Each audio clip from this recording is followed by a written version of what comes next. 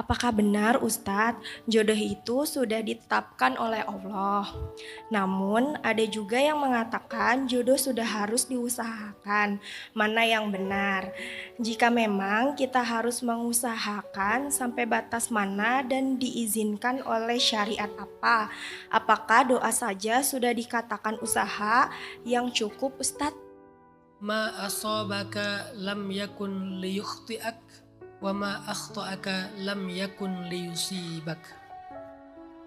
Ma akhta'ahu lam yakun liyukhti'ah wa ma asabahu lam yakun liyukhti'ah wa ma akhta'ahu lam yakun liyusibah. Apa yang Allah tetapkan menimpamu maka tidak akan meleset darimu. Apa yang Allah tetapkan meleset darimu maka tidak akan pernah menimpamu. Inilah takdir. Jadi kalau mau nanya apa definisi takdir, takdir itu adalah ketetapan apa yang Allah tetapkan menimpa kita, gak akan meleset dari kita. Apa yang Allah tetapkan meleset dari kita, gak akan mungkin menimpa kita.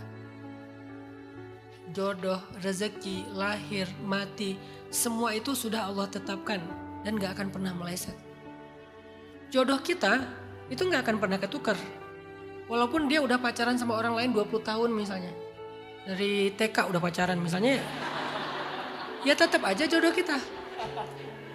Walaupun kalian berjauh-jauhan, satu di ujung pulau mana, satu di ujung pulau mana, ya ketemu juga. Sama kayak istilah asam di gunung, garam di laut, ketemunya di garang asam.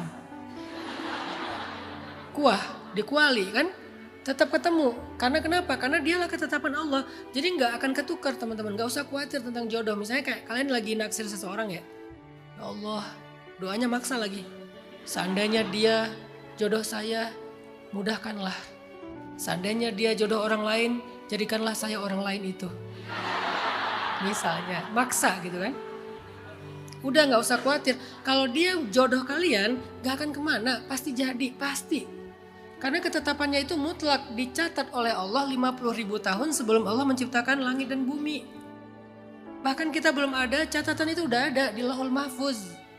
Kitab induk, kitab takdir bahwa jodoh saya fulan, jodoh Kak Buni fulan, jodoh kalian fulan, itu udah dicatat. Kalian pacaran, kalian gak pacaran, sama orangnya. Pakai cara halal, pakai cara gak halal, sama orangnya. Kalau gitu ngapain pakai cara yang gak halal, orang gak berubah kok. Rezeki juga kayak gitu. Apa yang Allah takdirkan menjadi rezeki kalian, sebutir beras pun tidak akan masuk ke piring orang lain. Apa yang Allah takdirkan menjadi rezeki orang lain, sebutir beras pun gak akan masuk ke piring kalian. Gak akan ketukar sama sekali. Tapi ada Ustadz yang dapatnya 1 kuadriliun. Rezeki dia bukan disita kan?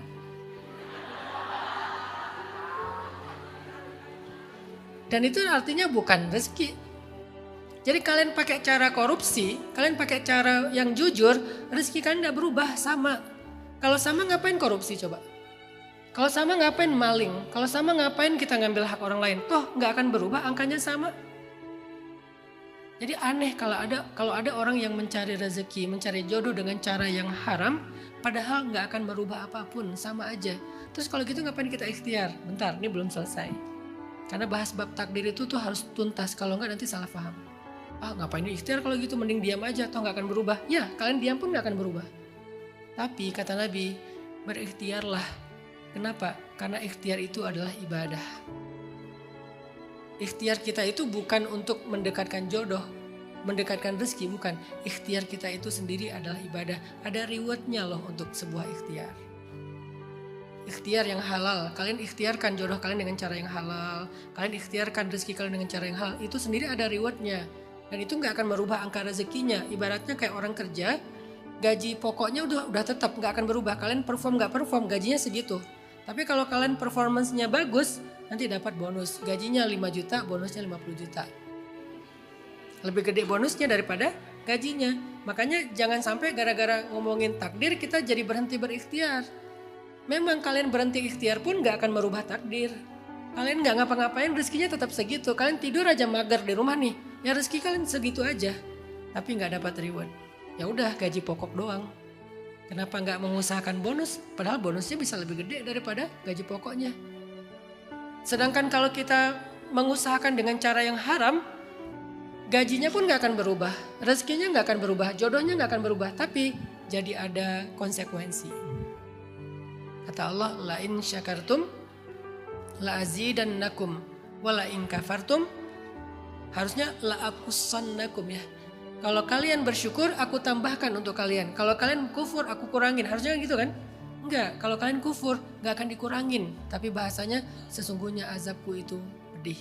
Artinya rezekinya tetap sama, gak akan berkurang, tapi rezeki itu jadi penyakit. Begitu juga tentang masalah jodoh. Jadi Mbak Mega, jodoh Mbak Mega itu udah ada. Gak akan ketukar dengan siapapun. Tapi boleh gak sih Ustadz kita berharap seseorang? Boleh. Tapi kan kalau dia bukan jodoh kita, ngapain kita berharap? Berharap itu ibadah. Dan setiap kali kita berdoa, Allah pasti mengabulkan. Kalau gak persis, lebih baik. Lalu apa ruginya berdoa? Ya Allah, tadi ketemu pas sharing time, ada cewek.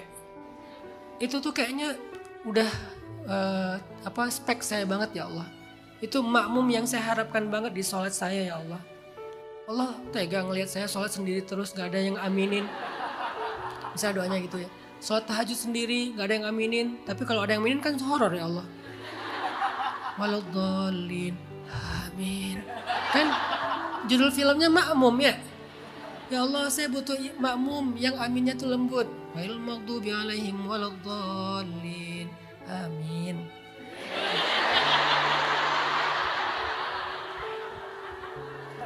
Ya Allah, tadi udah ketemu tuh di sharing time.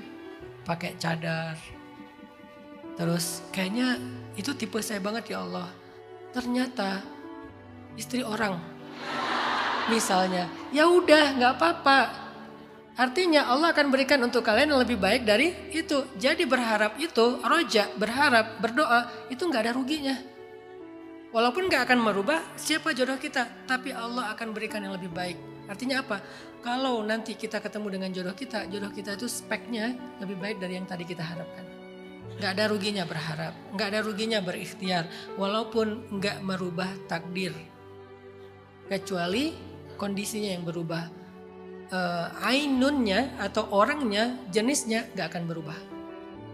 Tapi kondisinya berubah, bahwa dia lebih baik, dia lebih soleh, dia lebih well educated, dia lebih baik akhlaknya, akan berubah dengan ikhtiar kita, dengan doa kita. Sehingga pertanyaannya, apa cara terbaik untuk mencari jodoh? Pantaskan diri kita. Cara terbaik mencari jodoh itu pantaskan diri kita. Tapi ada orang yang menikah kemudian bercerai. Apakah dia gak jodoh? Ya, berarti dia bukan jodohnya. Dia ujian bagi dia. Jadi gak akan ketukar. Biasanya kalau ketemu terus pisah, berarti emang bukan jodoh, cuman dia ujian. Dengan ujian itu Allah pengen mengupgrade kapasitas kita. Nanti dihubungkan dengan jodoh yang sebenarnya.